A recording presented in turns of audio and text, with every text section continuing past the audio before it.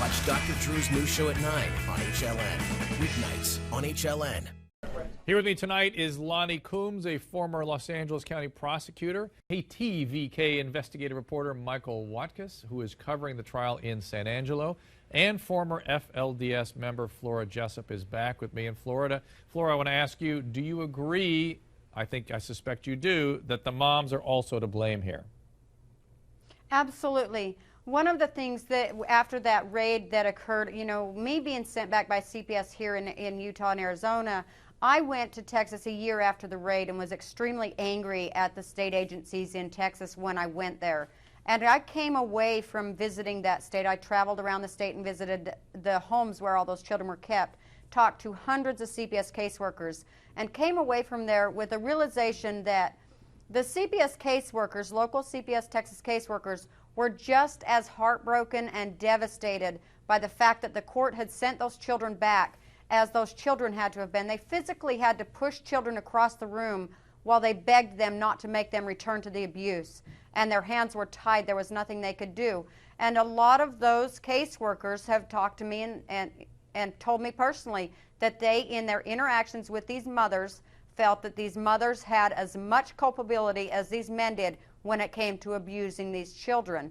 And you have to look past the soft-spoken, old-style hairdos with their fuzzy Care Bear-colored prairie dresses and realize that these women are just as culpable as the men in these communities as abusing these kids, and they need to be held accountable for that. I agree with you. The crazy conundrum here is that these women who are now perps or perpetrating with the leaders were themselves the abused children. Which is something that often happens. Michael, I want to ask you, do you think the publicity of this trial is going to bring an awareness of these issues and maybe something will change? Well, I wish I thought that was the case, Dr. Drew, but I've been telling these stories for 25 years, working with Flora for the last couple of decades telling these stories. It's not the first time these guys have been prosecuted. It's not the first time the rest of the media has dropped in and said, oh my goodness, what's going on in our country? But the attention span seems to be that of very limited, and I can only hope that this is finally the time that people recognize that this has been going on for generations. Little girls are deprived of any meaningful opportunity or education. They're put into these marriages at 12, 13, 14. They were doing that 100 years ago, and the stories are out there. I'm feeling like I'm becoming the media contrarian because it's sort of shameful. It's willful ignorance on the part of the media and law enforcement and elected officials in Utah and Arizona, and the truth is out there. And it has been told over and over and over again, the casting out of these boys. And you're asking all the right questions, Doctor. How did this happen? Well, it happened because we've all been ignorant and haven't been paying attention. These children have been suffering for generations. I get that. And nobody does anything. We're trying to direct our attention to this, and I think the collective consciousness is kind of coming up. There are TV shows about this now. I'm just an average guy, kind of understanding this, and I want to direct my attention to it, really dig into it deep. And Lonnie, I want to ask you, should charges be raised against these mothers? I think something drastic like that has to be done. I make the comparison between J.C. Dugard, who was taken by a child molester at age 12, and the difference is her mother would have spent her dying last breath to try and save her daughter from that child molester, do anything she could to bring her to safety.